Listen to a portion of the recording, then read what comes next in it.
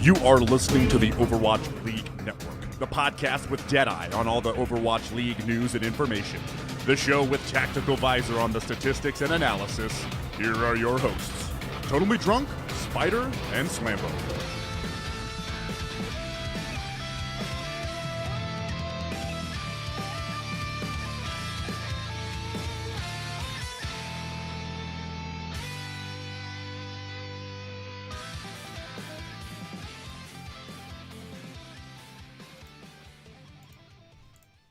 What is up, guys, and welcome back to Overwatch League Network, the podcast with Deadeye on all the latest Overwatch League news, information, and esports analysis. I am your host, Totally Drunk, and tonight is episode 42. We're going to go around the league discussing the latest Overwatch League news. We'll break down what went down in the quarterfinal matches, and of course, preview this week's semifinal matches, and everything kind of in between, because it's been a hectic week, guys, to say the least.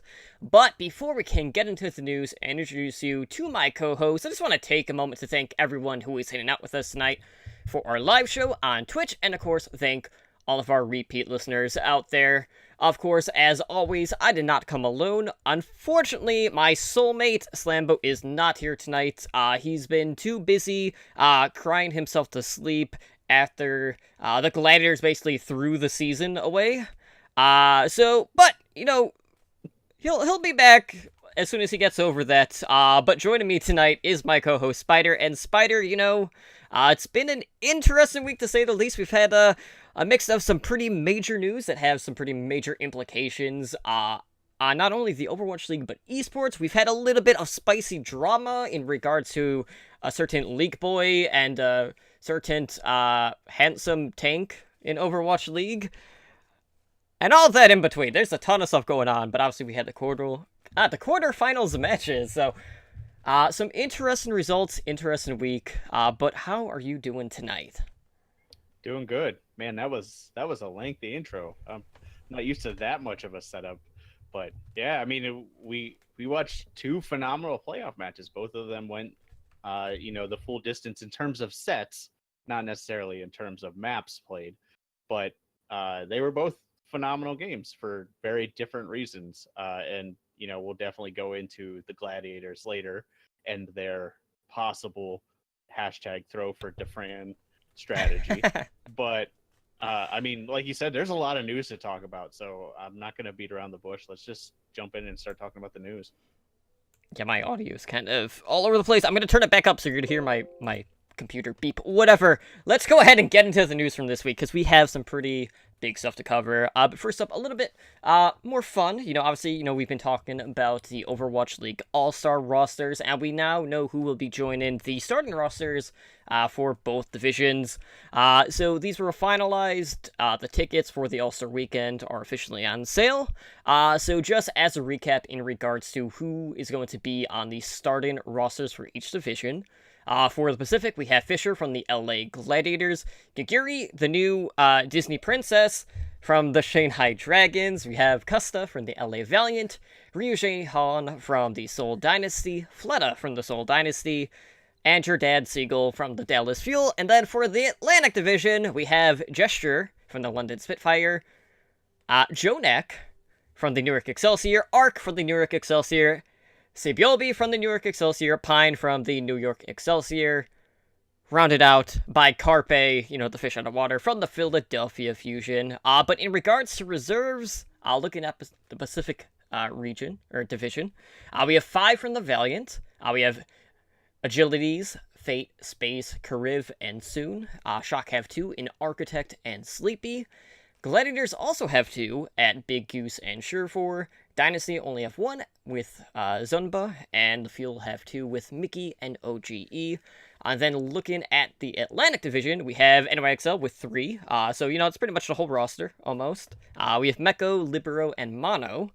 The Spitfire also have 3 with Bedosian, Birdring, and Fury. Uprising have 3 with Gamzu, Neko, and Striker. Mayhem, no surprise, only 1 player. And of course, it's our Korean player, Saya player. And the Outlaws, only 1 with Muma. So, I would say, okay, maybe some people are snubbed over some others, but This is all in good fun, but I am happy to at least see Saya player get on the nod for the Atlantic Division, just because if we are going to get, a Widow headshot-only duel, free-for-all deathmatch game, I would definitely want to have Saya player in there, even if that means it is kind of at the expense of not having Linkser there, which is probably the biggest name kind of missing out of this core. Yeah. Yeah, I mean, you can make a case for pretty much all the players that they announced for the reserves. There wasn't really anybody that took me by surprise, except for Kareev. Like, Kareev has just kind of been that guy who's kind of flown under the radar this whole season. And sure, he had like the time where he was basically Mr. Flex it, where they'd drag and drop him into any role that was available on the team. I think the only thing he didn't play was main tank at one point. So maybe that's what earned it. And I did look up some stats for his stage 4, and his stage 4 statistics were pretty solid. They weren't, top or bottom. He was, I'd say probably top 5, maybe top 7 average. So maybe it's just his consistency. And we don't know what was going on behind the scenes. Like, these were voted for by players, coaches, people involved in the league. And there could have been people who just opted out. Like, I'm sure there was something in there that if they weren't fan voted in, they had an option to say, I'd rather go home. So somebody like Linkser, who is, foreign, probably maybe wanted to spend some time at home. And, same thing for a lot of these Korean players. I mean, we've already had players stay home from the playoffs, so. Exactly. So, who knows what's going on behind the scenes. But I liked all these picks. New York Excel as one team, and basically everybody else kind of is there. I don't know. Mm-hmm. It's hard for me to articulate how I feel about the rosters as a whole, because I don't know how they're going to mix and match the players. Like, I can't, it's easy to say, well, Atlantic has the advantage because they have NYXL, but part of me says they probably won't play NYXL as the whole lineup. They'll probably just slot them in because it is for fun. Like, so I'm sure we're going to see some crazy stuff. Like, we might get to see like this, Widow Ryuji Hong, or we may even see the return of Ryuji Kong.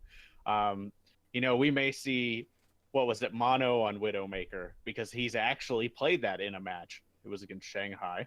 Spoiler if you didn't see that match, but it happened. So I'm excited to see what they do with this. I hope they just kind of have fun with it. I don't think anybody's going to take it real seriously, and I hope that's the way they treat it. Except for the Widow duel. That will be the one that's taken seriously.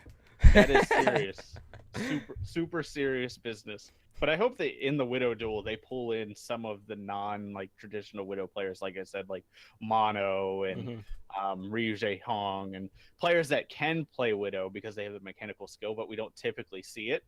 Because how great would it be if just like OG comes out and he just dominates everybody on Widow? People will be like, what the hell just happened? I mean, that would certainly kind of flip the script. I did miss one name, that was Poco from the Fusion, who was also one of the Atlantic reserves. But in regards to the All-Star Weekend, this will kick off on August 25th, starting at 4 p.m. Pacific time. And that will be the skill matches. So still no details on that. We'll hopefully be hearing some of that. I would imagine we might even hear something during maybe the grand finals for this. Obviously, they got to build up to other stuff, and they'll probably have some stuff. Who knows? We might even hear about an expansion team by then. You never know. But the All-Star game in itself is also that weekend. That is August 26th. That will be starting at 11 a.m. Pacific time. But we're here. We're ready to talk about the playoffs. Obviously, that was a thing. We also had a major broadcast deal. But we do have some new playoff gear that was added to the Blizzard gear store. So, really not too much to note on this. Basically, they added it just ahead of the playoffs. They added new season playoff shirts that cost you $30. It's black. It has the Overwatch League yellow on there with all of the team icons for the playoff teams, kind of on the front. And it says the first playoffs and they kind of shielded on the broadcast as well. We also have authentic home playoff jerseys, which are $85, which is basically the same jersey that you probably already have, except that it just has a playoff patch, kind of like on the side, and that's basically it. So I mean, if you're a collector, maybe you'll get it, but probably not. Like, it's not something that you have to absolutely rush out to get just to like commemorate, the playoffs. I'll more than likely just end up getting the playoff T-shirt and stick with that. But yeah, like, I'm hoping that we'll see a bit more variety in regards to like playoff merchandise. Maybe like when whoever ends up winning the championship, they'll do like some sort of like normally like with MLB or like whatever, like ESPN or Sports Illustrated like comes out with like a huge like DVD box set with like all the photos and like their rise to stardom and all that crap. Who knows? Maybe we'll see something. You just won the championship. Commemorate it with these things that you're never gonna need, but you're gonna buy anyway.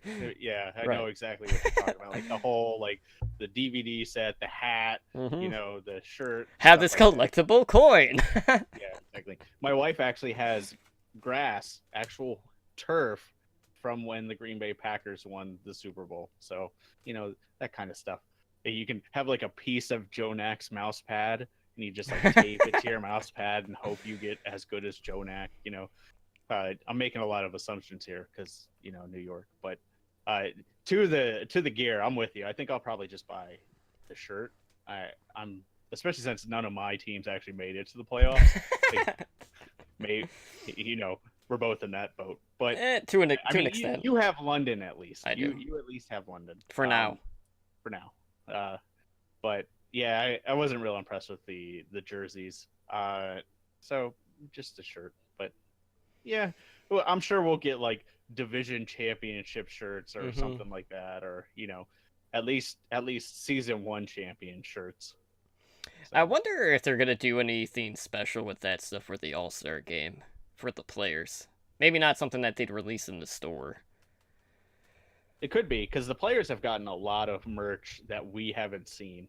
Like I don't know how much of XQC's stream you watched, but when he was moving, you got to see a lot of the merch that they just gave them, and there was a lot of cool like jackets and backpacks and all kinds of crap that they just gave the players that isn't available. And I was like, man, I really like that backpack, and stuff like that. So I'm sure merch will expand, especially once we get into season 3 when it's hopefully controlled by the home teams, because that's when it's going to run wild. Because once the actual teams are making a majority of the profit on it, they're going to merch the crap out of everything.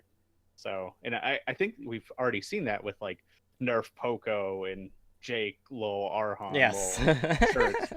Teams kind of merchandising what little they could already. So we'll see more of that, definitely. Yeah, and hopefully we'll get like the team-based Funko Pops. At that point, you don't have the space for it. Yeah, I don't have the wallet for it either. That too.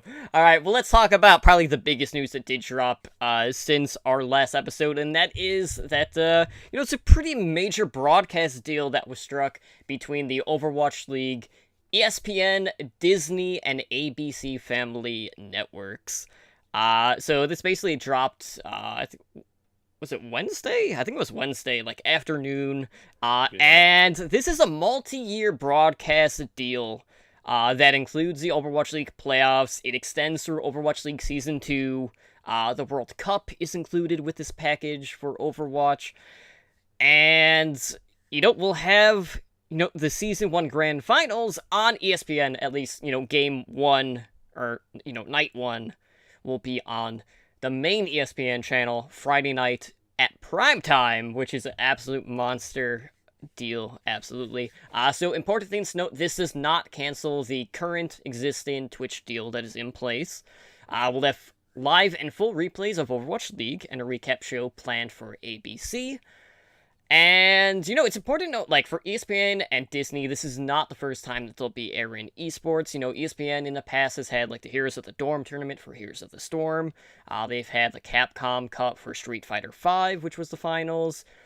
We've also had like Contenders and I believe World Cup at times on Disney XD in the past, but that was always like on a tape delay. It was never live. But all in all, like we don't know how much money was put at stake for this deal. I really want to know how much it was, but you have to figure with ESPN and Disney in the discussion, yeah, they threw their wallets at them. They're doing just fine right now. Let's just leave it at that. They're not hurting for anything right now. Yeah, absolutely. So, with that being said, we kind of saw, going back a ways, when Heroes of the Dorm was a thing on ESPN, there was a little bit of outcry, from the sports community, wondering like, what this isn't sports. What's this doing on my channel? And yet, every day they basically have like the World Series of Poker. They have, Put my poker back on. they have What is this? billiards. Things that a lot of people probably also wouldn't classify as sports. So really, like, I'm over the argument that esports isn't an actual sport and that it doesn't take any skill. Clearly, these people just haven't tried to go pro at anything. But that's besides the point. But expect like a lot of outcry from people that aren't familiar with esports or just the scene in general. That being said, we don't know how long this deal has been worked on. Like, this might explain, like, why there's been a bit of walking on eggshells throughout the season. Like, because I can't imagine, like, this was just something that kind of, like, happened overnight. This had to be in pen and paper for quite some time. But this is absolutely massive in regards to the Overwatch League, not only for exposure, but, this is a great opportunity and a chance for, esports to kind of get brought into mainstream media. And, we have an update on the viewership, but I'll get into that in a minute. But I want to get your thoughts on this deal, because obviously, like, we talked a lot in the past about the Twitch deal and how important that was. Where do you think this deal in particular with TV broadcast compares with what's already in place? I feel like there has to be a higher level of money involved in this for this to actually happen. I mean, the ABC network, including ESPN and Disney, basically it's Disney is the easiest way to say it. Disney owns all of it. Spoiler alert: Disney owns everything now. But there had to be a high level of money involved, and I feel like they've been testing the waters for a while now, and I think they saw what happened with the Overwatch League through the course of the season. They saw how it was running and how successful it has been, because initially when the league came out, they said we'd be happy with like 40,000 viewers concurrent, and they doubled that pretty much the whole time, and obviously there were peaks and valleys, but consistently it was much better than what they projected. And I feel like ESPN and Blizzard kind of came together and said, look, this is a good chance for us to keep that forward momentum. And obviously a lot of money exchanged hands. That always helps things. But I think you're right. I think backlash from the dude bros and people who don't understand the scene, this is actually a really big opportunity for esports and for the OWL.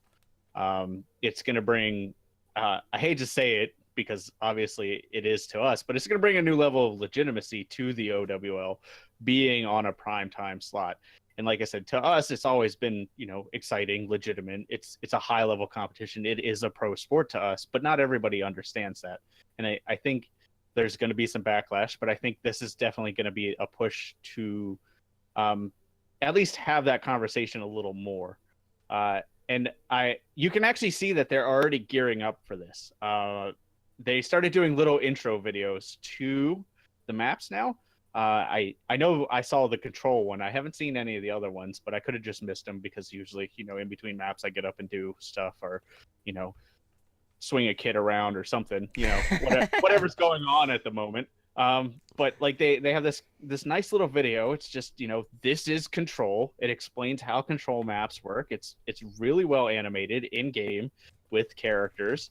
Malik does a voiceover for it, and it's really nice. And I feel like I can put anybody in front of that and say, watch this.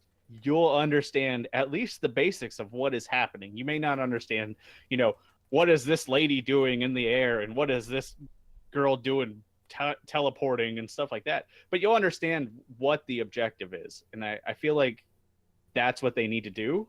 and I feel like this deal is, I guess, the start of that. So as a whole, I'm very excited for this deal because I used to do a podcast way back in the day. We had many debates on, like, is esports a real sport? Is it, stuff like that, to the point where I wasn't allowed to talk about it anymore. Like, we were just like, you can't write that in the show notes because we want to go home tonight. Mhm. So I'm excited for it. This is huge.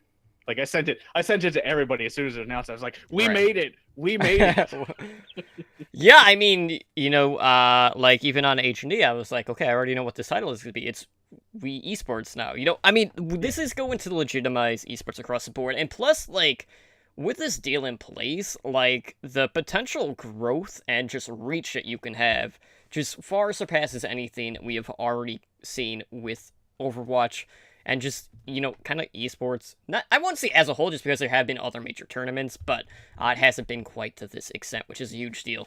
But speaking of the viewership, we do have some numbers already. We don't have all of them. So we're still waiting on the Saturday night numbers for Disney XD. We don't have any of the ESPN3 numbers, which is the streaming service for ESPN.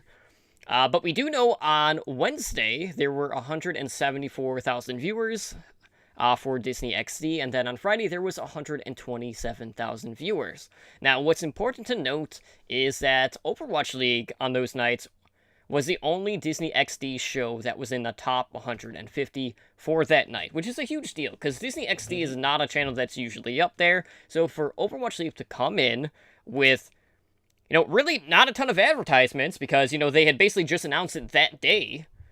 Right. For it to have that amount of viewers and to be in the top 150 is already a very positive sign for this relationship. And yes, there was a dip, and, we're still waiting on the Saturday numbers. But, like, when you compare that to kind of, like, the averages we have been seeing here lately for, like, Stage 4... it's looking pretty good overall. Like, some of it even kind of surpasses the numbers we've seen. And yes, some of the Twitch numbers from this past weekend were maybe not quite to the extent that we would have hoped for. But, the viewership is either...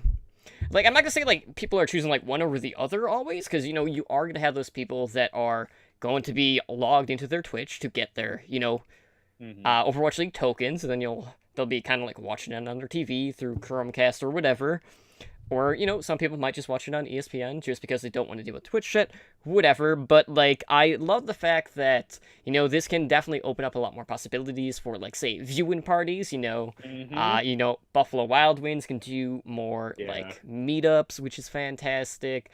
And, this can definitely help with some of the other, like, gaming restaurants, like Dave and Buster's, things like that. So, like, really, like, it's hitting on, like, different areas that, we didn't really have the reach for, which is also cool to see. So it's not just the fact that it's on TV, but, it's just the fact that we'll have a broader audience to kind of pool people from. And who knows, like, maybe we will earn, some new Overwatch players. And, maybe some of these players will be fans for life. We never know. Like, it's crazy to think about, though, because, for the longest time, it's always, when is it going to happen? Like, something's going to come along and be the thing that kind of, like, sparks that fire. And, I mean, at least right now, it looks like Overwatch League is going to be the thing to do that. And at this point, like, really, the sky is the limit. Yeah, I mean, that was the other point I was going to touch on, is how cool is it going to be that during the grand finals, I can just walk into Buffalo Wild Wings and there's a very good chance that it's already going to be on a TV. Like, luckily, some of the places around here, if you request it, they can turn that stuff on. But you got to, like, specifically ask for it. They'll put it on, like, a little TV in the corner because, like, a basketball game or something's on. But for it to be on prime time on the core ESPN channel, it's going to be huge. Like, the numbers for that, regardless of any kind of backlash. And I'm not expecting, MLB, World Series numbers or anything like that, but we're going to see a good uptick in numbers just from people, the backlash kind of putting the interest into people like, okay, well, what's really going on? And then they'll tune in and watch. But the other people who can, do the meetups, do the actual watch parties and stuff like that. So I think that's very cool. Plus, anything on TV just generates a crap ton of commercial money. Like it's night and day, the ad revenue TV versus Twitch. Yeah, no question about that. But in other news, we did have the announcement of the Overwatch League MVP during the playoffs, and it should absolutely come as no surprise who ended up taking home the MVP. And it was the New York Excelsior DPS/support player, Jonak. I mean, who else could it have been? Honestly, like, Jonak, he secured the T-Mobile fan vote. He got 31 first place votes from the group that consisted of the team coaches, the broadcast team, and different media members. And we do know who were the kind of runner-ups. We do know that Fisher had finished in second place, with Carpe finishing in third. So the Koreans, again, just dominating the field. No surprise there. But really, the whole Jonak story is just absolutely crazy. This is a player that, prior to the Overwatch League, had never played in a professional Overwatch match. This is a player that went through and grinded, across the ladder. Jonak is Crusher 99. That's the only way to really put it, because he didn't have, the same amount of experience as all these other players, and his impact can't be understated. We've seen the stat sheet that they had released prior with the Zenyatta averages, with Jonak in the league, and without Jonak in the league, and it was staggering. But let's just throw some numbers out here real quick. So, in regards to Jonak, right, his damage per 10 minutes is 22% higher than the average. His final blows per 10 minutes is 36.6% higher than the average.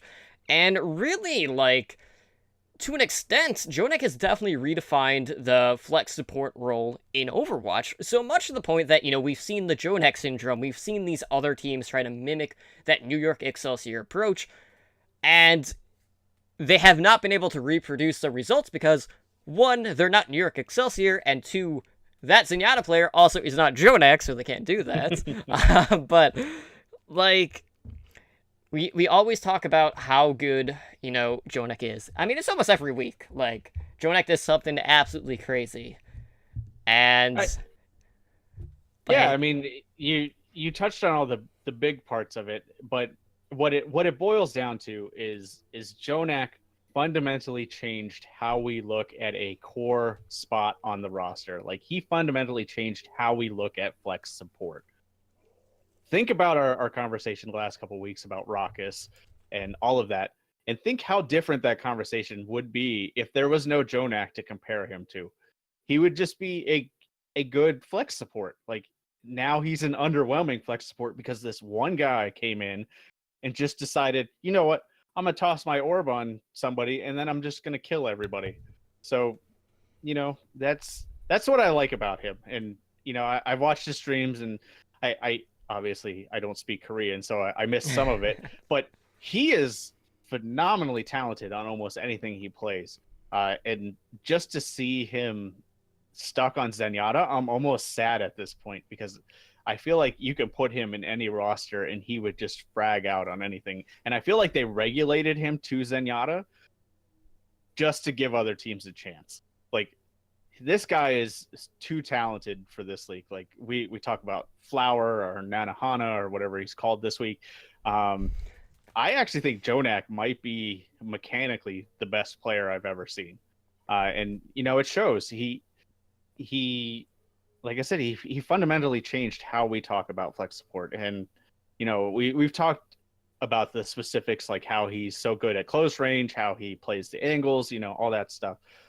So I can't disagree with this pick. I mean, this is who we picked. Actually, the top three are basically who we picked. Third place, you could have made a few arguments for a few different people, but Carpe definitely fits in there. And Fisher is probably the one player who single-handedly changed a team, which I will save my thoughts for later. LA Gladiators. But Yeah, I'm very happy he won it, and like you could just see it on his face. Like he was happy to receive it, but there was a little sense of smug, like he knew it was coming. Like he like because you know all that stuff about the teams and stuff got back to him. Like, oh, teams are trying to be you, and it doesn't matter who you are. You're kind of like, they can't be me.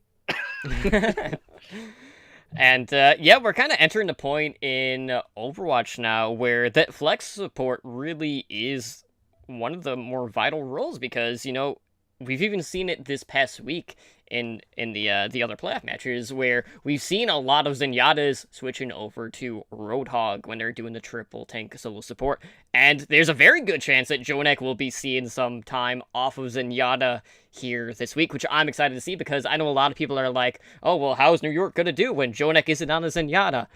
And they don't understand like the level of play that he is at just across the field, so they're going to be in for a bit of a surprise if they undermine what Jonek is capable of doing. So I'm excited for this week and seeing what Jonek can do on some of the other roles.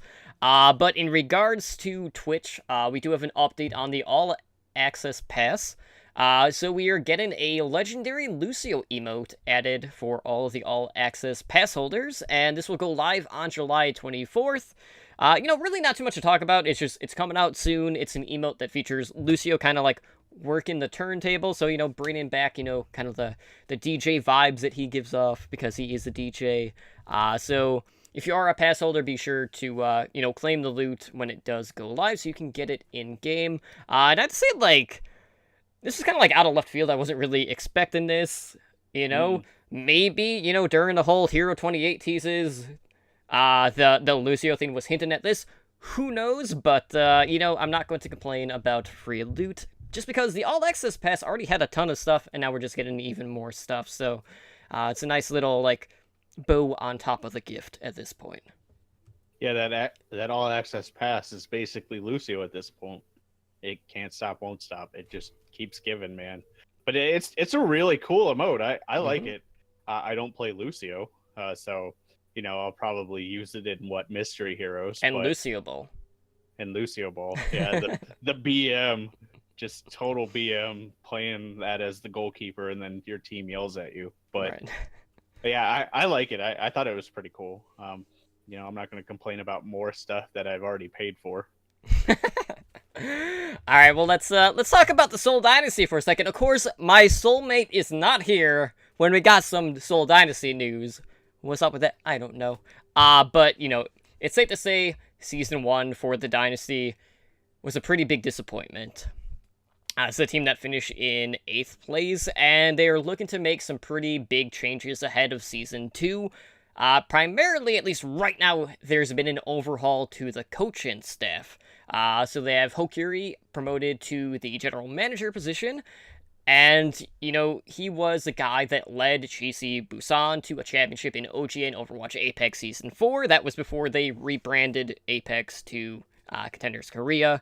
And just as a reminder, if you weren't paying attention to the Korean scene back then, GC Busan had basically won the championship in their first qualification of that tournament, which, they dubbed, the Royal Road, and they're the only team to actually do that, so, you can't undersell that accomplishment. Obviously, things, at least at times, didn't really look all that great for the GC Busan half of the London Spitfire, as, most of them have found new homes at this point.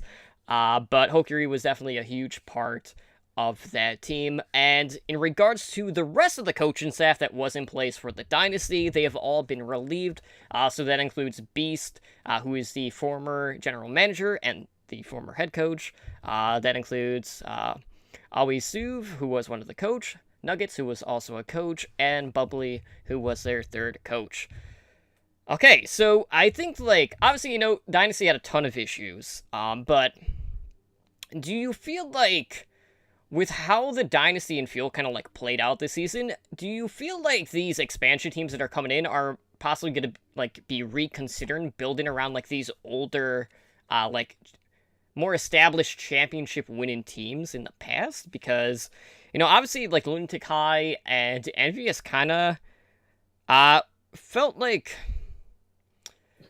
I don't want to say they were outdated, but they were definitely outclassed. I would go with outdated. I mean, I'm facetious like this, but yeah, I I talked about it at length, what, 2 or 3 shows ago, where I said like the Gen 1 players really didn't live up to the expectations. I mean, we didn't even see some of them. Like IDDQD played for what, like 10 minutes? Yeah, The one whole, map. yeah. So, and the ones that did play really, a few of them did okay, but none of them, I would say, were really wowed us. At least consistently. Right. I mean, you could make a point that some of NYXL are part of the older guard, like SBB was kind of an original player. Fleta did, fairly consistently well. But even he, I don't know if I'd consider him a Gen 1 player. More so when I say Gen 1, I'm thinking like Taimu, Tavik, even Logix is stretching it. Players that played in beta were on multiple teams. I mean, Seagull was a Gen 1 player, and I'd actually say Seagull was probably one of the most consistent. We just didn't consistently get to see him. But every time he was on the field, he made a difference and he made plays. It's just the problem is Seagull got regulated to a lot of roles that don't have a lot of flashy carry potential. Like he didn't get to play a lot of Genji. He didn't play the Widow. He really didn't even play a lot of Hanzo. So I think you're absolutely right. I think the expansion teams will probably not build around these old rosters. They will probably cherry pick players that they feel like have maybe not necessarily the best mechanical qualities, even though that helps. They will probably pick players that possess like the intangibles, like leadership skills, comms, somebody like Mickey, who just brings a good vibe to the team, which is very important, as we saw in season 1. So I don't feel like we'll see a lot of wholesale teams come over. You may see, there may be like a meteoric rise of a team like we saw in contenders with like Goats, who then hit a wall very, very hard and much to my pleasure. But like that may happen again. Like we may see another rise of like another GC Busan in, probably not this year, but maybe like say season 3, something like that happens through open division and contenders. And maybe then you examine it case by case, but I don't think we'll see a lot of wholesale like full team grabs anymore. I think teams will look at like New York as an example and say, okay, we're going to take a core roster of 3 to 4 guys, and then we're going to build around that. And I think that's the right way to do. And I feel like that's what Seoul needs to do, circling all the way back to Seoul. I think Seoul needs to reevaluate what they have, because they have a couple of very talented players. London had the same problem. They just didn't know what to do with them. So they started just shuffling things around, and that made morale go down. And then if you don't know what the Korean scene is like, the Seoul team got hammered by its fan base. Like if you have any inkling of what the Dallas Fuel fan base was like, the Seoul fan base was much worse, and Seoul was doing better. So I think they need to kind of take a step back, which this coaching move is the first step of that.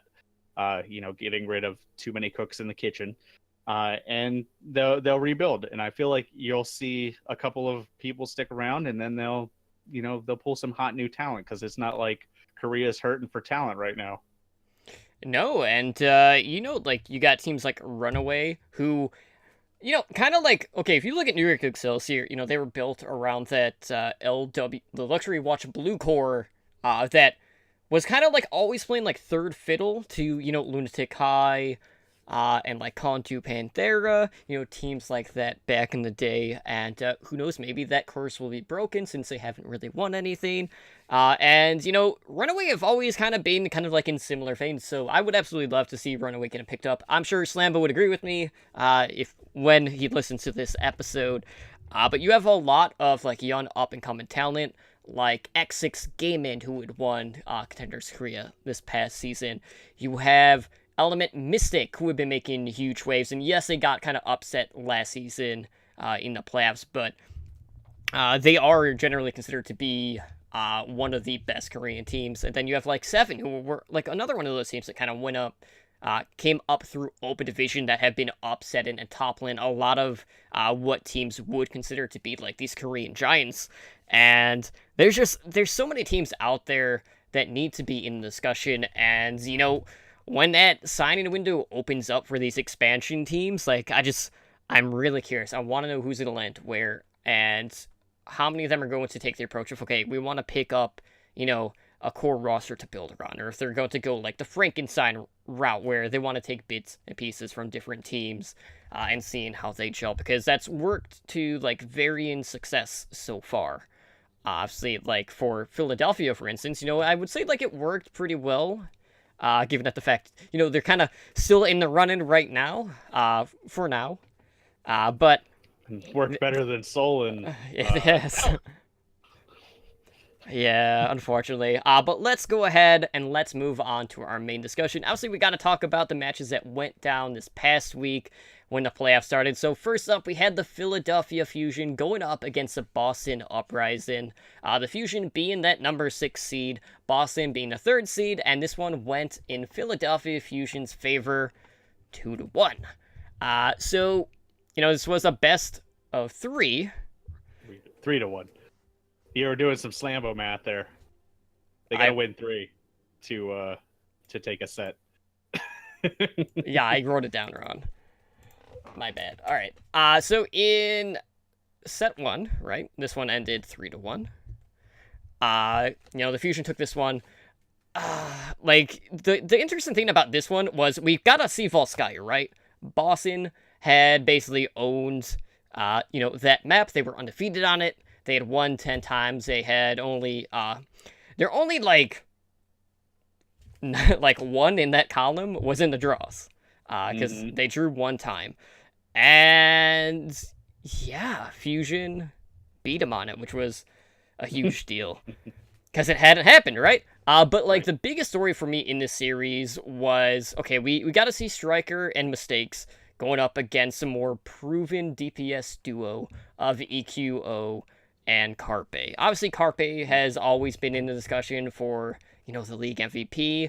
EQO, we've known, has been practicing the Hanzo, and, you know, there were a lot of question marks around how Mistakes was going to fare, because there's been times where this kid has been absolutely lights out, and then there's been times where he's kind of fallen silent, and at least in the first set, it was pretty heavily in favor of Philadelphia, as Striker Mistakes finished with a combined 67 final blows, compared to Carpe and EQO's 115. And then you look at the overall eliminations, and it's even worse because Fusion had like 532, Boston had 268. I mean, I'm not gonna really do math, but it's a lot. That's like double, yeah. That's yeah.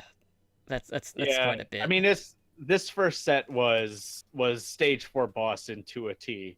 Bad calls, bad engages. DPS is not making key picks. Strange swaps at different points. And then you couple that with Carpe was just like full tilt dominating anything in his path. And EQO was basically playing mystery heroes. Like it was whatever hero he thought he could play that map, and he would just come out and do really well on that as well. So Boston didn't have a chance in this.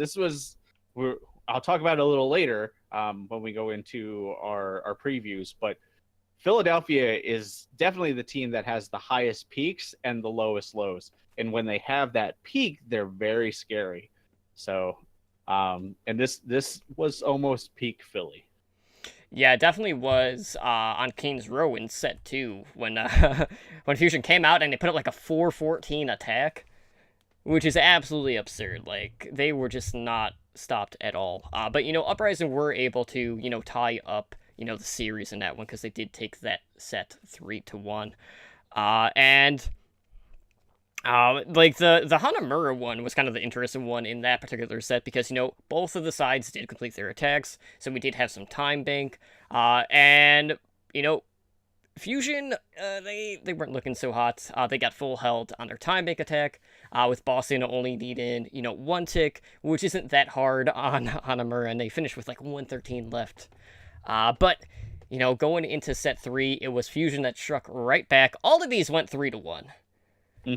Which is important to note too. So Philadelphia kind of like escaped the, kind of going the distance, in every series. To like the Map 5s. Yeah. So they at least got that out of the way. We'll see if that continues in regards to a trend when we get to the semifinals. But, we saw quite a bit of Junkertown so far in the playoffs. And we saw a lot of completed Junkertowns, which is not a surprise. And then, of course, when we get to the time bank rounds, it's usually always full held. Like, it's always razor close, and that one definitely was. We saw some pretty clutch plays to finish that one. But all in all, throughout this series, Carp and EQO were just taking matters into their own hands. I have to say, like, there was some discussion going on about, like, why wasn't Neptuno playing for the Fusion, because he was kind of dealing with, this minor thing, a kidney stone. So, we got to see a little bit of Dayfly, and he even played with it. I mean... Like, you got to give He also had tonsillitis. Like, he said he had a kidney stone and tonsillitis, and he said this was like his quote, and this is like such a backhanded comment to Dayfly, but he's like, after I watched the first map, I was like, I'm good enough to play. Oh, okay. But yeah, I remember when that match was going on, all of us were like, what the heck is Philadelphia doing? Why on earth would you play Dayfly in this situation, and then you're having Boombox play the Mercy in this case, because they were running that solo support, because they had Dayfly on that flex tank role with the Roadhog. But, like, one of the major things that was pointed out, especially by the casters, was Kelix in this series. Kelix struggled quite a bit staying alive, and... Uprising, I feel like, are hampered by the fact that this is not a team that really has a viable option when it comes to running the Reinhardt and Zarya compositions, and it's really been a burden to this team. They've also had a lot of issues with peeling, obviously, because Kelix really had some hard time staying alive, and yes, part of that was due to positioning errors on his behalf, but, part of it is also on the tanks just not being able to move back in time for that. But all in all, like, I feel like for Boston, looking ahead, like, absolutely, like, this season was better than the community expected out of Boston. This is a team that all of us had pegged bottom of the barrel. They surprised a lot of people. They even had a perfect stage, barring the stage playoffs in that case. But I feel like the biggest elephant in the room for that team is the fact that when you compare them to some of the other teams out there, they have a definite lack of depth on that roster. Obviously they had 5 supports on their roster, which were always like, okay, like, we didn't quite understand that. So that definitely didn't help matters, and we didn't really see some of these players kind of like step into a different role either, so we don't know if like they're practicing kind of like behind the scenes to maybe overtake someone, or to have, more flexibility options, so we don't know what's going on there, but the Hanamura map in particular was probably one of the hardest maps to watch, because there were some pretty significant staggers, probably the worst staggers that we have seen in the Overwatch League all season long. So I'm not to say like Boston is, I think as a whole, they looked better than we probably would have expected them to, given the fact that throughout Stage 4, they kind of had a downward trajectory. But there's still quite a bit of room for this team to grow. And, I feel like if they just find a couple more pieces to work into some different roles, that this could be a team that could make a deeper run here pretty soon. I feel like ever since they lost Krusty, they've really lacked a lot of depth. And I actually went back and watched the matches today, the second set, the 2 and 3, and in set 2, Boston just like destroyed Philly on Lijiang Tower, like just absolutely wrecked them, like 100-0 on both points. And then when it came around to set 3, Philly actually got to choose the map, which happens in all of the set 3s. The losing team of the previous map gets to choose the next map in the pool. And Philly chose Lijiang Tower despite how badly they got beaten earlier. And I was like, okay, they must just not have practiced Oasis, or they don't feel comfortable on it, because nobody likes Oasis. Even the team that I work with doesn't like Oasis. So, but they picked it, and then they actually did almost the same thing to them. Now, it wasn't 100-0 both rounds, but they did actually beat them in 2 rounds. And I feel like that is the point where Boston kind of started to crumble. They felt so good about Lijiang, and then they just got destroyed. And then from there, Boston wasn't able to mount an offense. Like, that was it. Like, their Eichenfeld, yeah, Oasis is a disgrace to the map pool. But Boston couldn't mount an offense. So you can see it on Eichenwald, like they couldn't even get to the castle. So, and the same thing happened on Hanamura. Like, it was just crazy. So I think as a whole, it pretty much went down how we predicted it. Mm-hmm. Like, it went down to the T. Like, Boston showed up a little bit, but other than that, they kind of floundered because of their lack of depth. Right. And I'll talk more about Philly later, because we have more to talk about Philly. Absolutely. So all in all, a lot of good stuff coming from Philly. That's a team that has a lot of talent, and I'm not going to necessarily say it's upset potential, just because across the board they have looked really good. But I think they'll go as far as Carpe and EQO are going to take them, because that is really the thing that's kind of like holding them down right now. But moving on, let's talk about, one of the news bits that kind of happened before the Los Angeles Gladiators series, and that was the fact that, there was a little bit of a slip by Malik Forte in regards to the pre-show, that informed everyone that Fisher was not going to be playing for the LA Gladiators in this series.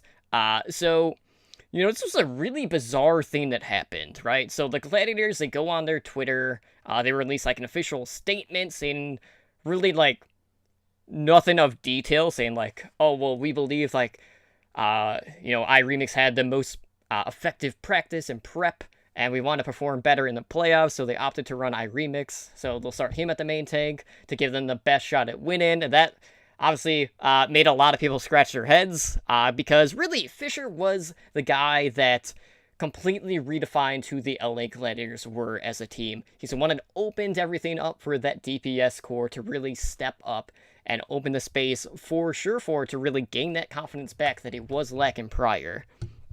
And, with Fisher in the lineup, the Gladiators absolutely trounced London in the past, which can't be, like, undersold at all.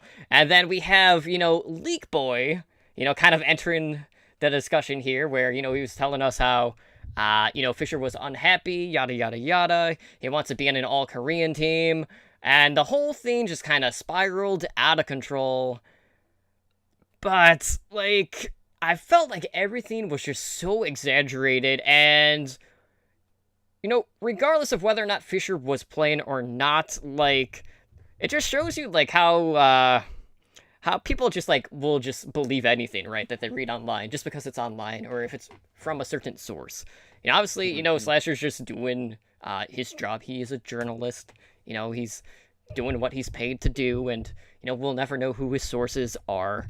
But, I find it impossible to believe that without Fisher would give the Gladiators their best shot at beating London, knowing the track record, what we have seen, and, the whole thing was just baffling to me, even to the point where, Fisher had to, like, go online, he was streaming, basically, like, dispelling a lot of the things that were being said about him from Slasher, and this whole thing has just been a really weird week. There's a lot of people like bickering back and forth, and a lot of people like upset at, Fisher for not playing or not being at the arena because he stayed at the team house or whatever. But like, to not give your team the option to even play him, like, what? I just cannot wrap my head around that decision where, like, why would you opt to run iRemix knowing that Fisher was kind of the reason that you were in that position in the first place? I would say always put Fisher in first, and if it doesn't work, since you had been prepping iRemix, then give it an opportunity, but, you have to put yourself into that position to win, to actually get somewhere, rather than just being like, okay, let's see if this works, and then if it doesn't work, okay, we're just gonna stick with it. Like, it just... I don't know what to say. It was a weird week for the Gladiators. All right, so I'll play devil's advocate on this one. The meta is very different from what it was when Fisher carried Gladiators through Stage 2 and Stage 3, and you can even say through part of Stage 4. It's less tank dominated now. We used to be in a tank carry meta, dive meta, where tanks could go in, they could get kills, they could disrupt, typically on Winston, and they could actually carry on the team. Tanks can't do that in a double sniper meta. That's just not the tank's role. Fisher is a very aggressive tank, not like fraggy reinforced aggressive, but he's still pretty aggressive as a tank, regardless of if he's on Reinhardt or if he's on Winston. And you can't really be aggressive as a Risa. Sorry. You just stand there in a corner. But Remix is a much more chill tank. Like, he is definitely a more defensive tank. And that was actually their problem earlier, is they didn't have enough aggression. So that was Remix's problem, which is why we saw, him jumping in and dying a lot. Like, that was the meme. It was like, oh, Remix is the first to die in this fight. Remix is the first to die. Because he didn't know how to control that aggression. So when he did go aggressive, it wasn't the right time. So he plays a much more defensive style. And I can absolutely believe that they practiced Remix and felt like he was a better fit. But I think everybody, including iRemix and Fisher at this point, probably know that Fisher is a better tank. Like, you can even iRemix has to agree that Fisher as a mechanical tank is better. Like, you can look at the stats, you can look at the play, it's just positioning. Everything he does is a little bit better than iRemix, and some of the stuff he does is a lot better than iRemix, specifically on Winston.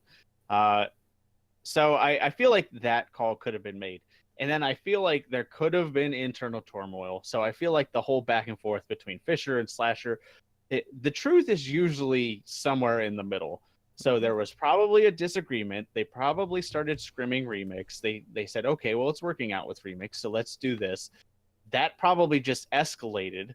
And, we ended up with what we did. So I'll talk about it a little more when we get into the breakdown of why I don't agree with it.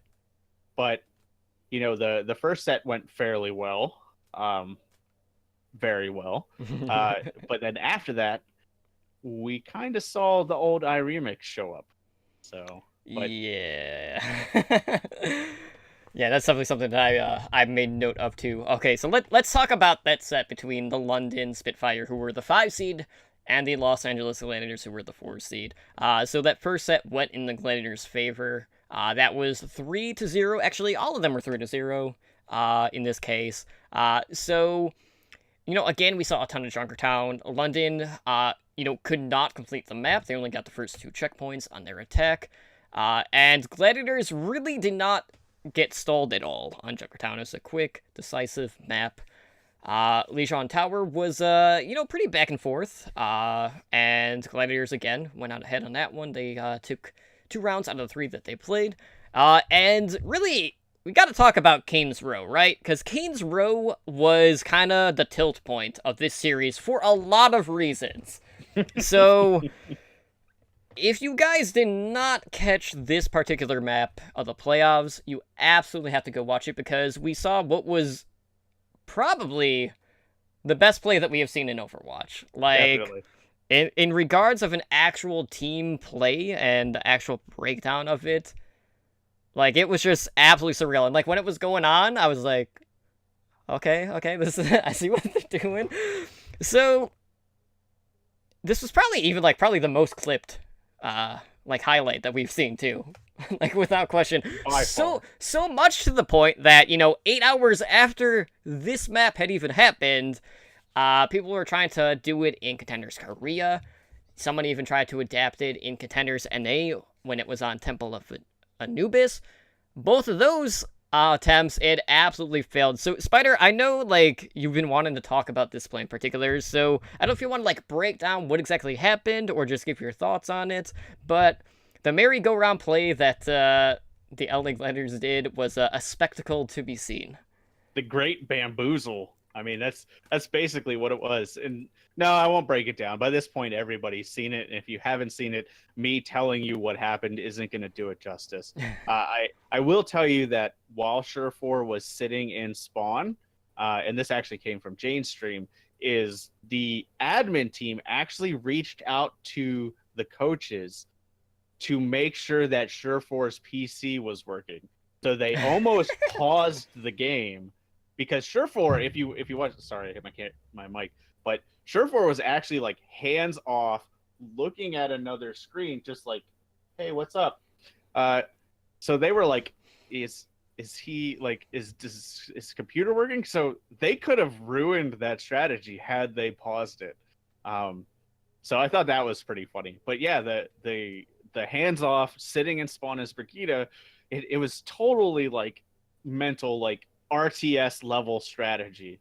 That is something you would see in StarCraft 2, because when you see those people rush through, hotel and then cut around the back, and then you hit tab and you see a Brigida, it doesn't matter if you actually saw that Brigida. You're going to say, well, that Brigida is going to be in that tank death ball. Why would that Brigida not be in that tank death ball? And from that point, they just make the call, and you can go on to LA Gladiators YouTube and listen to the comms, and the comms are actually hilarious. Mm-hmm. Just the laughing and just the nonsense that's going on. And right when Surefour pops up, they're like, go, go, go, go, go, go, go, go. And you just see Surefour land that perfect headshot on Birdring. It is the best play we've seen in Overwatch. Bar none. That definitely ranks up there from the first time I saw Seagull pull out protect the president on Li Jiang, just out of nowhere. It's just something that somebody came up with and said, all right, we're going to try this.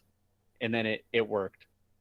So, and you can follow the coaches' Twitters and stuff. And the one assistant coach was like, yeah, I should give my 4 a.m. ideas a little more, a little more confidence. So, and like you said, it's something that will probably only work once, because other teams are going to be aware of it now. So you're going to see a few teams try to adapt it and stuff like that, because there's always the teams that think oh, well, we can use that here or we can use that there. And it's not going to work again. Teams are going to be ready for that. It was amazing. That's all I'm gonna say. But I don't want to short sell the rest of the match, because after the great bamboozle, their play on the rest of Kings Row was phenomenal. They just went full tilt aggression. As good as the great bamboozle was, and I'm going to say bamboozle as many times as I can this episode, but as good as that was, my favorite moment was when they're playing Ring Around the Rosie on Streets phase, and they're just going up the stairs and down and up the stairs and down, and then eventually Remix lands a very good fire strike and hits the whole team, but then he whiffs an Earth Shatter. But it doesn't matter at that point, because the whole team just gets decimated. And I don't think London ever got a full 6 to contest on Streets the whole time. There may have been one point, one actual fight, but other than that, just the play on Kings Row was phenomenal. And that was it for the Gladiators. It was if you've ever watched an anime and everybody, the anime character used all its power, that was it. After that, we didn't see the Gladiators for the rest of the week. Yeah, which is so interesting to me, because, going back, like looking at all the past times that these two teams have fought, it was very one-sided in favor of the LA Gladiators, and then London comes in and not only sweeps them in one set, but they did it in the third set as well, so they got 6 maps in a row, consecutive wins, which was absolutely crazy. So, like, part of me is just like, okay, like, obviously everyone was talking about the LA Gladiators after that Kings Row play. No one was talking about London. Like, it had just fallen silent. Everyone was just hyped about that play and how it was the greatest thing they've ever seen. And, you know, you can just expect the unexpected from the Gladiators. And the Spitfire just sitting there, you know, kind of like maybe sobbing in the corner, being like, man, I can't believe that happened. And then, you know, they lifted themselves up, and then they made an absolute statement in the rest of this series, because yeah, Birdring and Profit kind of happened, and Gesture, oh my god, the yoink combinations with the halt and the self-destructs were absolute on point for the Spitfire. And the Gladiators, they look so helpless. And part of that, you know, was the fact that we saw iRemix kind of go to the Remix of old, because, yeah, he was kind of, diving the backline without any sort of backup at all. And then you just see the Spitfire just do a 180, turn around, and kill him. Mm-hmm. And it kind of happened a couple of times. Yeah, I mean, couple too many. The second 2 games in the set boiled down to they gave Remix no respect. Like, they didn't respect him as a tank, and they just bullied him. And that didn't give Surefour the room that he needed to work. It also didn't help that Birdring was like Mr. Aimbot. Like, he was hitting from any angle and all angles. And then Profit flexed around, but Profit did well on anything he was playing on. And I hate to say it, because I like Dallas Fuel and I love Mickey, but I still think Profit's the best Brigida in the league. Like, we didn't see a lot of it, but when we did see the Brigida, he was in there and he was just wrecking things. So, but specifically Remix. But yeah, they didn't respect Remix, and I feel like had Fisher been in there, regardless of how the actual play would have went down, they would have respected Fisher a little more, just from past experiences and playing with him. They kind of know what he's capable of, whereas Remix, they were kind of like, okay, we let you get one over on us the first one, but we know what you're actually capable of, and we're just going to bully you. Mm-hmm. But yeah, man, that looking at like that Birdring versus Surefour Widow duel, it was pretty one-sided. Birdring definitely had the advantage in that. Oftentimes, you know, getting the first pick on Surefour, that was ultimately one of the deciding factors in this series. But, like, across the board for London, you know, after that first set, like, really, it was obviously a team effort. Everyone stepped up pretty big. And, you know, you can't help but feel like part of that was just the fact that they got dunked on so bad on Kings Row.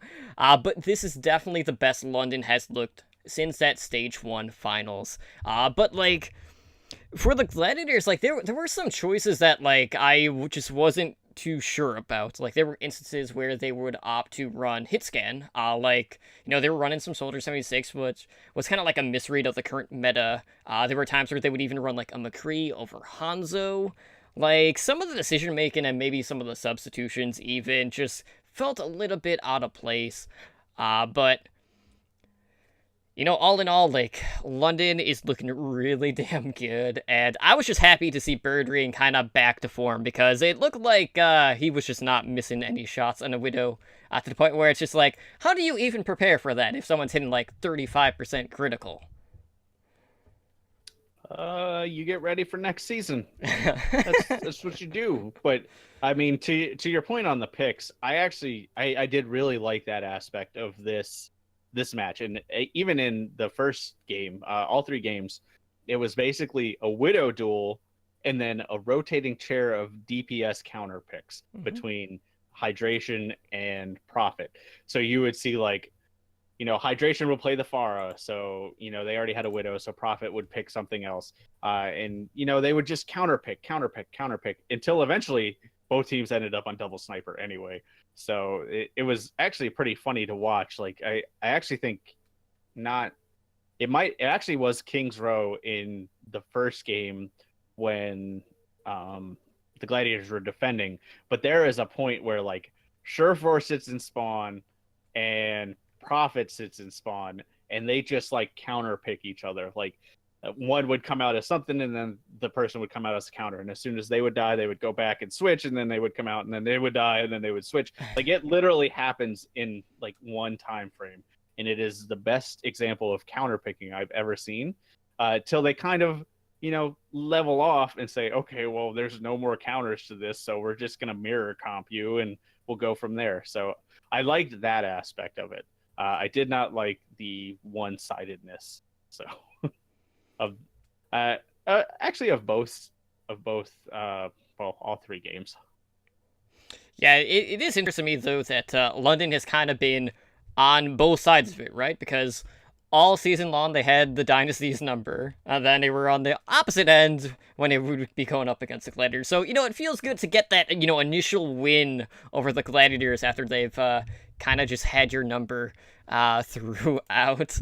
But yeah, definitely a ton of mind games going on in the series overall. And, I'm really excited for the semifinal matches that we have this week. So in regards to the matches, we have the 5 seed, which is the London Spitfire, going up against the 2 seed in the LA Valiant, and then that will leave us with the 6 seed, Philadelphia Fusion, going up against the New York Excelsior, who, of course, are the top seed.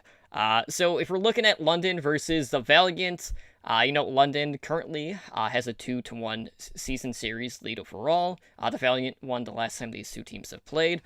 But, for me, I'm super excited for the off-tank battle in this one. We got Fury, we've got Space. I have no idea who's going to win this, but these two are definite game changers, and I honestly don't know which one I would pick over the other, if I would pick anyone in this fight. It's hard to choose a horse in this race. Space. I'm gonna go with Space. No. NA bias.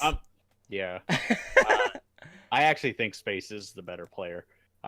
All joking aside, I think Space is the better. I think Fury has a little more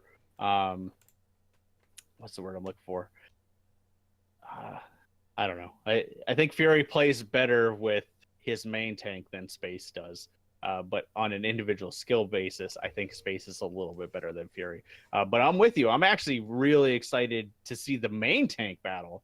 I want to see how Fate does, just because Fate versus Jester is a pretty substantial matchup.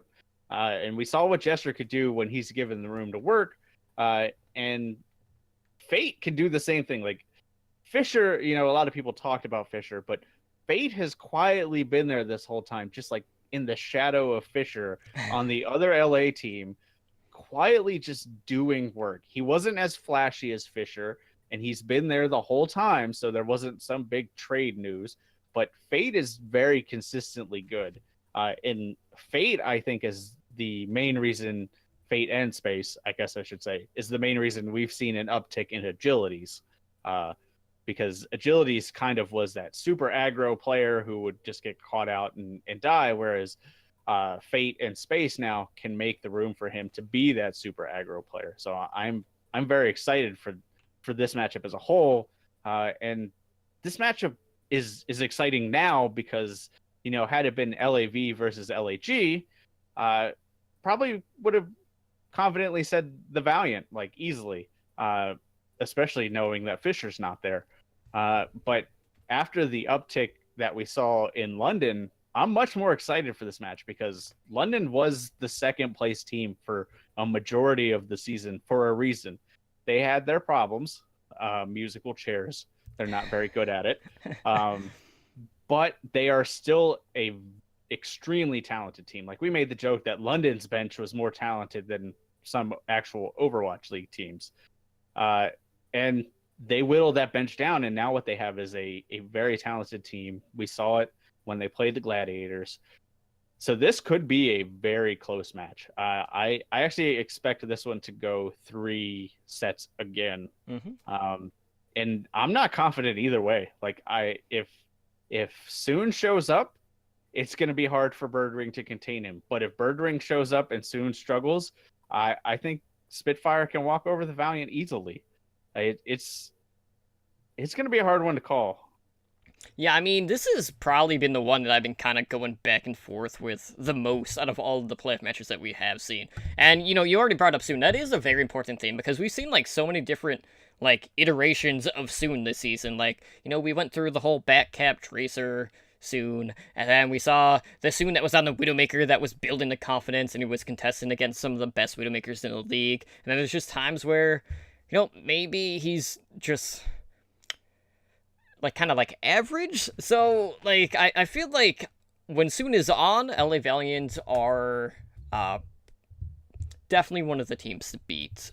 They could definitely make a run to the grand finals in this case. But I feel like London, this is a team that, given their adaptability, this is a hard team to kind of like try to build a strategy around. And I feel like right now, at least, like I am leaning towards London in this series overall.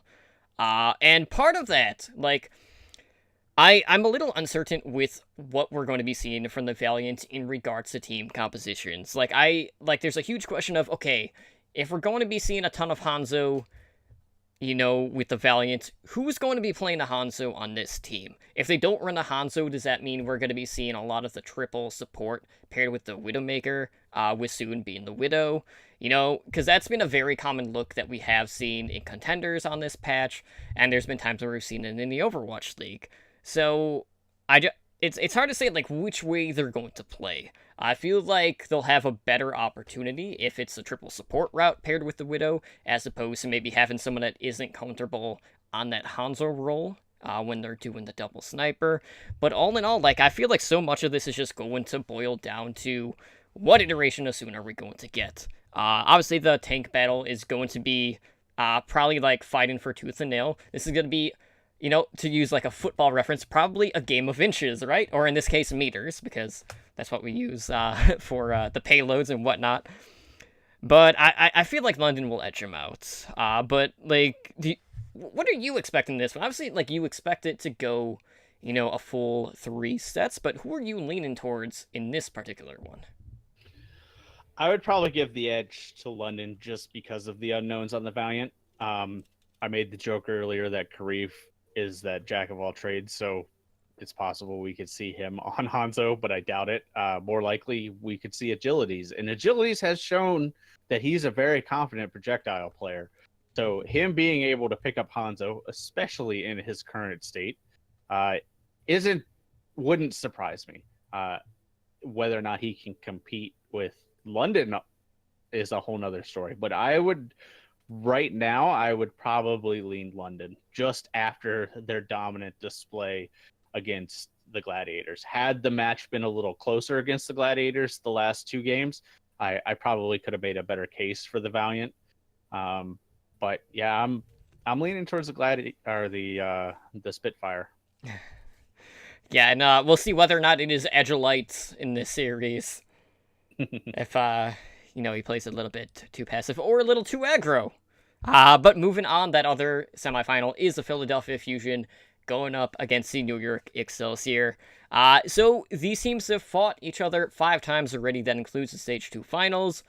And Philadelphia has only 1 win out of those 5 games, which came all the way back in Stage 1.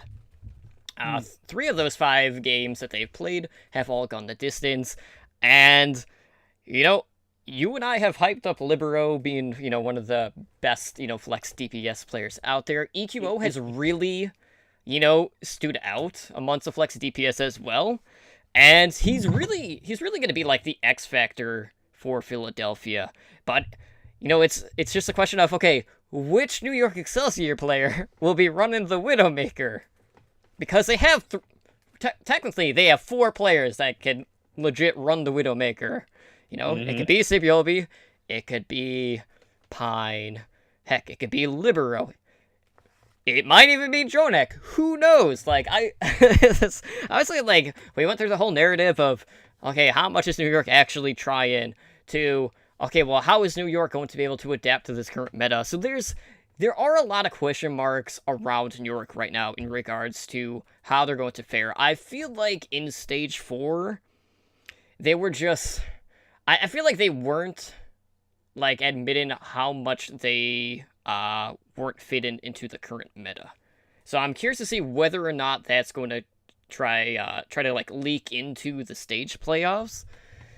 Because I know a lot of people are concerned about that. But, as we mentioned, we've seen a lot of solo support. So, for New York, obviously that will go to Arc, being their undying Mercy player. So that will free up Jonak to do other things. So maybe we'll see the Roadhog. Maybe we'll see some DPS role. Who knows? Like, there are so many question marks right now. But I feel like in regards to DPS battles, I don't think you could ask for a better duel than these two series, because the skill ceiling on both of these sides is at, the absolute peak. So I'm really excited for that. But I feel like a lot of this, like, I give the nod to New York. I mean, it's hard not to. And a lot of that just comes to the fact that I feel like that frontline battle is going to be the difference maker in this series. But I'm not expecting to see any weird things from the Fusion support line. We're not going to be seeing Boombox playing the Mercy role and being relegated to that due to, health concerns. Neptuno is sure going to be playing on the main healer, all in all, but I'm just most excited for Jonak to be playing something outside of Zenyatta, just so it can be like, yes, I can do this too. Yeah, I mean, we talked about it earlier, so I'm not going to touch back up on that again, but it's pretty funny that you almost hit all my points point for point. So like my first point is Libero is like the flex DPS god right now, and we've talked about it before, but he is a very accomplished Hanzo player, so they're not going to have any problems switching to that. They have a plethora of Widowmaker players that are all better than most other Widowmaker players, so what else is there to say there? And I touched on this in our preview last week of all the teams, but I feel like it's going to come down to up front, like you said. I think it's going to come down to how well Philly can punish Meko, because Meko to me has been their weak link. So if Meko shores that up and New York can play around him and just take that whole front line and make it a little bit stronger, there's not much Philly can do regardless of how well Ikkyo or Carpe is going to do, because they would have to play leaps and bounds above Libero in SBB or Pine or whoever they're playing in the other DPS role. And that's going to be very hard to do because, I mean, these guys are number one for a reason. Like, I can't upsell them because they've upsold themselves. Like, in sandbagging talks aside, sure, there has to be some meta implications in New York. Like, obviously it did affect them a little bit more than they were letting on, but I don't feel like it affected them to the point where actual practice wouldn't have fixed it. Like, they were very adamant with the fact that they weren't really practicing, so they just defaulted to comps. And when you default to comps in stage 4, that doesn't work because teams can play around it. Because like I said, we're in a very counter pick meta at this point. So if you default to a comp, the enemy team's just going to counter pick you. And if you stay on that default comp, as London should have hopefully learned, which it looks like they did, it doesn't go so well. So I feel like you're going to see a lot more active switching. You're going to see a lot more counterplay from New York than we saw stage 4. And I think New York's going to have it. I think depending on how well Carpe and EQO do will dictate whether we see 3 sets or 2. If Carpe has a bad day, I think if Carpe has one bad day, that's enough for New York to take this 2-0. It doesn't even have to be 2 matches in a row. I just think the skill level is so close that if Carpe even dips just enough, that New York's just gonna, smack him down. So I would love to see this go all 5, but I'm going New York. Yeah, Bob brings up an interesting point. He says, I think New York Excelsior has shown us nothing in stage 4 to tell us they have any chance of winning. And that's the thing, because like we don't really know what look we're going to be seeing from New York. Like, if we look kind of at, their hero pool, chances are this is going to be a team that is going to be running the double sniper with, the dive, essentially, with the Winston and the Diva. And theoretically, like, they should be, based on the players that they have, probably the best team at that. But there were a lot of times where the synergy and just the team cohesion just wasn't there in Stage 4. So, like, it's... Part of me is... I feel like it's really hard to back New York in this case, but, we've seen, like, so many different things from them, and we've seen them play at just a completely different level compared to most of the other league, that it's hard to, vote against it. And Philadelphia is one of those teams that has been known for their scrappiness. This is a team that has been able to pick up some major wins over, what people would consider to be the heavyweights of the Overwatch League. And who knows, maybe Neptuna will come in and try to one-up Jonak. We could have the Battle Mercy versus the Zenyatta. I don't know how well that would work. Probably not that well for Battle Mercy anyway. But who knows, because, Neptuno at times has been, one of the finishers for Philadelphia Fusion, just bringing out that pistol. Which will be interesting. Zen will definitely win between the two, though. Regardless of if it's Jonak or not, the Zenyatta should always win in that case. But I really think New York is going to take this. I feel like both of the sets, because I am expecting a 2-0 in favor of New York. I feel like we'll probably see 4 maps in both of them. I would imagine one of them will at least go to a map 5, just so Philadelphia can kind of be true to their roots, kind of go into the distance, because it would be really weird if they just don't have one map 5 throughout the entire playoffs. But, it could just be a battle of aggression. But I feel like, knowing the play that we have seen from New York, they are more likely to be able to punish that, because they themselves are an aggressive team, and no one has been able to quite match the aggression that they have shown. And, who knows, like, this could be one of those series that, if we do see something similar, like, this could come to, like, double time bank attacks, where we see, like, the bush strategy with the flank and the ambush, things like that, or just, counter picks throughout, the entire series. But flexibility-wise, I would still give the nod to New York in that case. Yeah, I just from a player pool perspective, I feel like New York has a little bit of an advantage. And like Bob said, they didn't really show us much in Stage 4. And like I said, that I think that has to do with they went with default comps. And other teams went to default comps. They just went to different default comps. Like Boston went to dive whenever they couldn't, break something. They went to dive, and that didn't work well, because dive at that point didn't work well because there was Brigida. I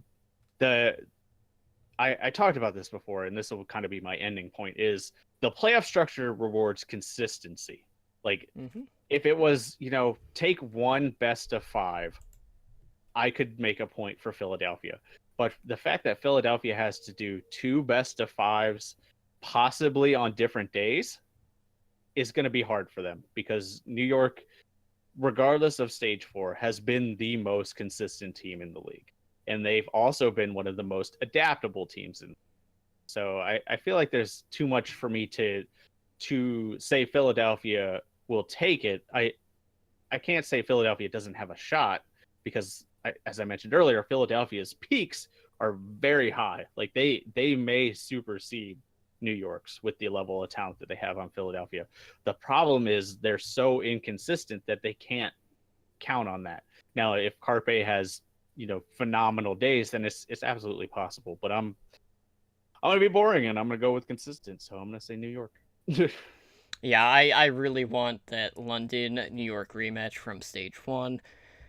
Just because, we always built up, okay, like, the Korean teams are going to be the teams to beat. I want an all-Korean finals, and, Seoul isn't in the run-in, so, I had to stick with my guns with London.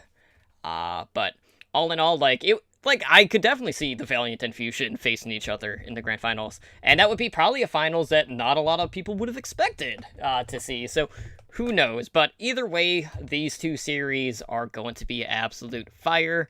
I can't wait. Yes, a lot of people would love to see all Western team finals as well. So definitely tune in, guys. Tune into, the ESPN or Disney XD, whichever channel it is on at that time.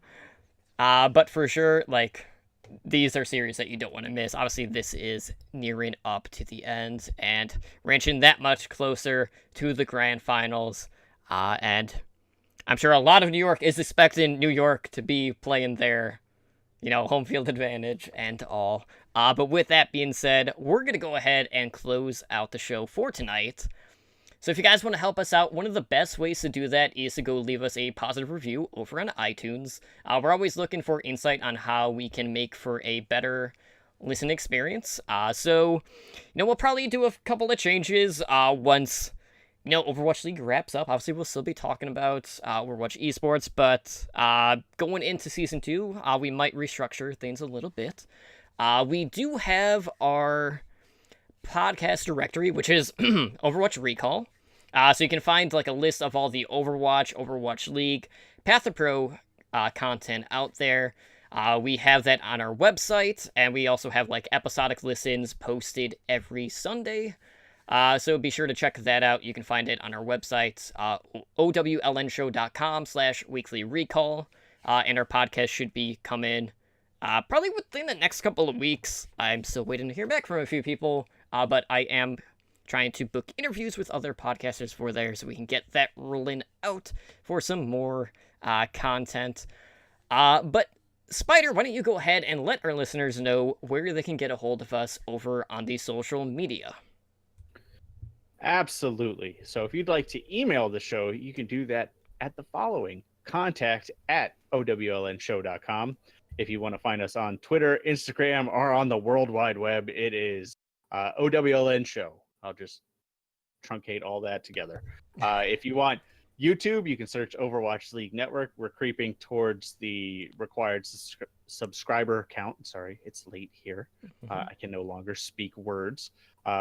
So definitely go to our YouTube page, search Overwatch League Network on YouTube, hit subscribe. And then, I can throw in OWLN Show to that, mess too. You can find our Discord, which is discord.me/OWLN Show. You can find our Twitch page, which hopefully you're watching live, but if you're listening to the audio, our Twitch page is twitch.tv/OWLN Show. Shocker, I know. We have 3 primary shows. Our Monday night show is Overwatch League Network, which is the core Overwatch League show, which is what you're currently listening to. We have our variety Overwatch show, which is just everything else Overwatch, including some Overwatch League stuff. Heroes Never Die. That is Wednesdays at 5 p.m. PDT. You can find the Tier 2 Path to Pro, Contenders, all that noise. The Back Cap, that is Thursdays at 7 p.m. PDT. And then we usually do stuff over the weekend. Totem and I usually host some streams. Friday will be, barring anything catastrophic, the return to Grind Out of Gold. I'm out of gold, so I have to think of a better name because I talked to a couple people and they didn't like that I called it Suffer Through Plat. So, Pass Through Plat? Yeah. I don't know. The Pain of Plat. I don't know. You can find myself on Twitter at SpiderGD. And if I'm on Twitch, I'm here. So twitch.tv/OWLN Show. Slambo, who is currently in the audio abyss, our normal third co-host, #soulmate, all that noise. You can find him at Slamboverwatch, and his Twitch page, I think, has been shut down at this point. I don't know. But he doesn't stream there at all. So just bother him on Twitter. Tell him you missed him. Totem, where can they find you? Now that I'm thinking about it, I don't even have the meme board up because I'm on one of the other profiles.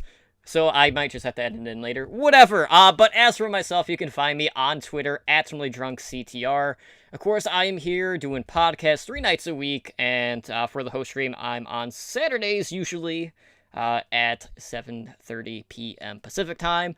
But with that being said, guys, we're going to go ahead and get the heck out of here. Thank you so much for tuning in, and we will see you guys back on Wednesday for our Variety Overwatch podcast. Heroes Never Die. And why aren't you going to the finals, Bob? That is a good question, and I have to save money for November. And I couldn't get time off of work. That was really the bigger issue. I would love as to I be said out in there. chat, it's just bad timing for me. That is literally the weekend of my son's birthday. Like I was all excited. I'm like, it's East Coast. I get to go. And then I saw the date and I was like, oh. Oh, But oh. I love my son, so he comes first. He comes before the podcast fam, apparently, is what we're Yeah. hearing. All right, well, we're gonna head out, guys. We will see you back on Monday. Have a good night.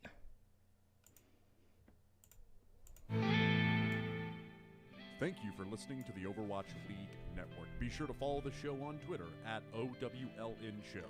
The theme music for OWLN is the main theme and victory theme guitar remix by Michael Mack.